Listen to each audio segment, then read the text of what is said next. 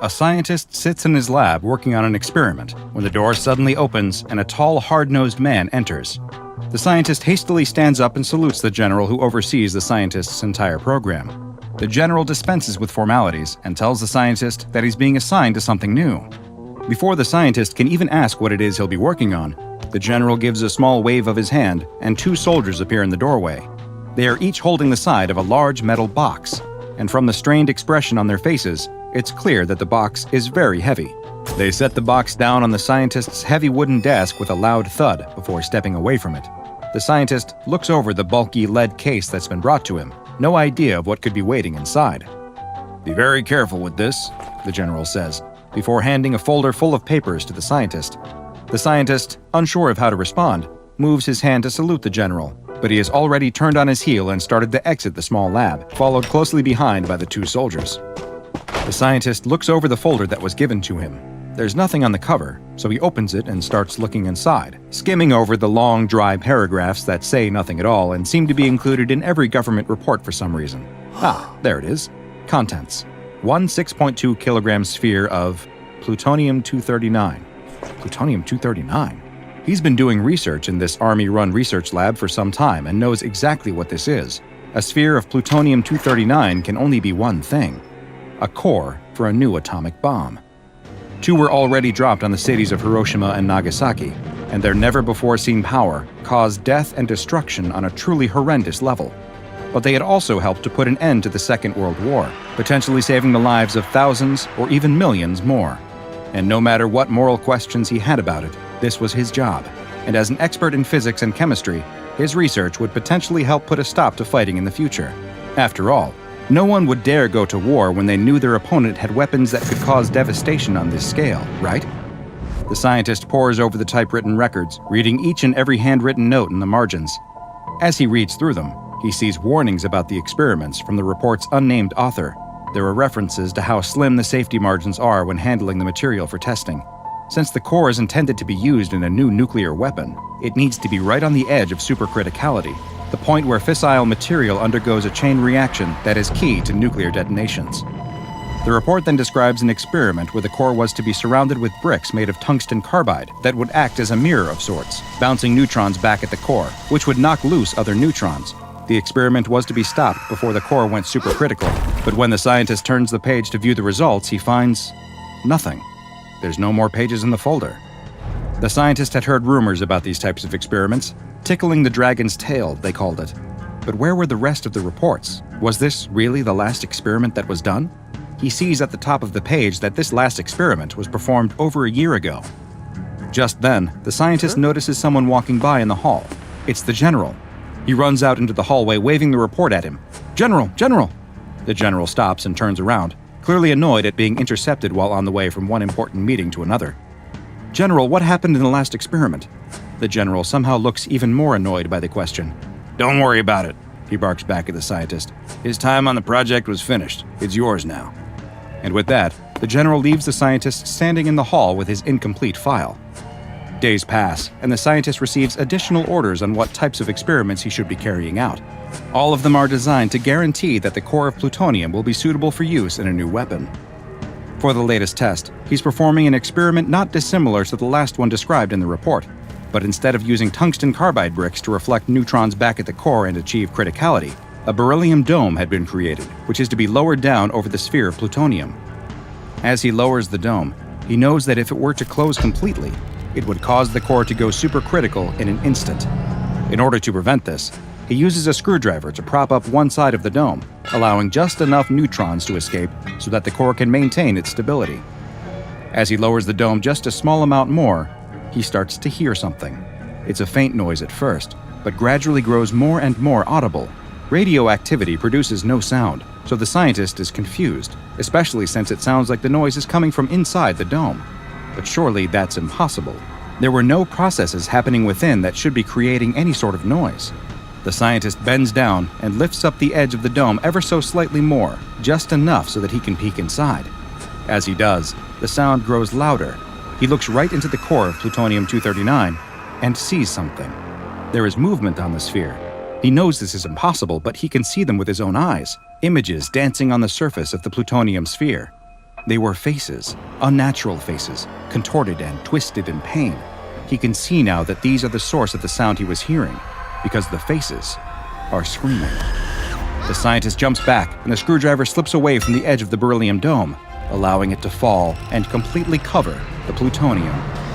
Out in the hallway, a security guard covers his eyes, momentarily blinded by the flash of intense blue light. When his vision returns, he runs into the laboratory it came from. The exposed sphere of plutonium sits on the desk, and the security guard looks up to see that the dome that once covered it has been embedded into the ceiling. He hears a moan come from the other side of the desk and rushes around to help the scientist. But when he looks down at the ground, he doesn't see a man. Lying there on the floor is a charred and bloody body, the small amount of skin and flesh that is left sloughing off his body. The scientist reaches toward him with a skeletal hand, emitting one final groan before collapsing. Nuclear weapons have claimed many lives, not just those who suffered directly from their overwhelming destructive energy or the subsequent residual radiation known as fallout, but many of those who researched and developed the science and technology behind them also became victims of their incredible, almost otherworldly power. Today's Anomaly is an example of exactly that, combining the astonishing power of nuclear weapons with the world of the supernatural. This is SCP-095-FR, the Demon Core. SCP-095-FR is a 6.2 kilogram sphere, 89 millimeters in diameter, that is composed entirely of plutonium-239. Despite at one point seeming to be a normal sphere of the plutonium isotope, SCP-095-FR now seems to be in a permanent, self-sustaining state of criticality. This results in a near-constant emission of alpha radiation, which is powerful enough to damage any electrical circuits within a 20-meter radius. The sphere's danger grows the closer you get to it, too. Within a 10-meter radius, any living tissue will become extremely irradiated, leading to radiation sickness, while denser materials like metal or bone will themselves become extremely radioactive. The plutonium sphere is somehow able to maintain a consistent mass, despite its state, which should lead to a decrease in overall mass. It's theorized that it may be undergoing some sort of regenerative process, though it's been impossible to determine just how this might be occurring.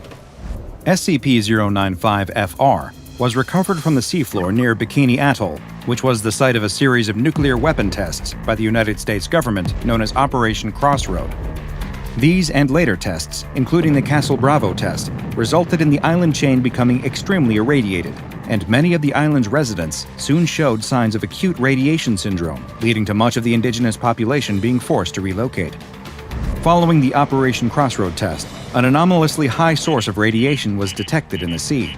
Though records are incomplete, it appears that the core of plutonium that had been responsible for the deaths of multiple scientists had somehow ended up on the ocean floor. Whether it got there due to being part of a failed bomb detonation, or if it somehow appeared there by other, more anomalous means, is unknown. But regardless of how it got there, the attempted recovery of the object led to the deaths of several American service members from radiation-related illnesses, which the SCP Foundation soon learned of. After assisting in the retrieval of the sphere, the plutonium was relinquished to the Foundation's custody for containment. The SCP-095-FR sphere was placed under the purview of the French branch of the SCP Foundation, owing to their having a readily available site for containment, where the sphere was stored in a lead-lined radiation-blocking safe and classified as Euclid. Only D-Class were permitted to transport and handle the plutonium, since its effects amounted to a death sentence for anyone who got too close. They were also responsible for transferring the sphere to a new safe every 6 months, due to the damage it was causing them from constant bombardment of radiation. All of these containment procedures would have to be changed, though, following the events of January 7, 2015. On that day, 69 years after it first took the lives of 2 scientists at the Los Alamos laboratory, and despite it being a scientific impossibility, the Demon Core suddenly went supercritical all on its own. The resulting explosion was estimated to be roughly 33 kilotons, or about twice the power of the atomic bombs that had been detonated over Hiroshima and Nagasaki. Nearly the entire site housing SCP-095-FR was destroyed, along with 14 other safe and Euclid-class anomalies, and in the end, the death count totaled 285, with casualties coming from either the blast itself, the collapse of structures on the site, or from the resulting radiation poisoning. Incredibly, the sphere itself survived the explosion, showing no signs that it had detonated with the force of a nuclear weapon when it was recovered from the site's wreckage. Foundation researchers studying the Demon Core determined that it was likely to explode again in roughly 50 years, and that the only discernible difference measured in the core before it suddenly went supercritical and destroyed the Foundation site was a sudden spike in radiation. Foundation scientists have no idea how the demon core survived, or how it detonated without warning. Some theorize that it may exist in some kind of time loop, which would potentially explain its explosion regeneration cycle, and that it is possible the core has actually detonated several times before entering into Foundation custody.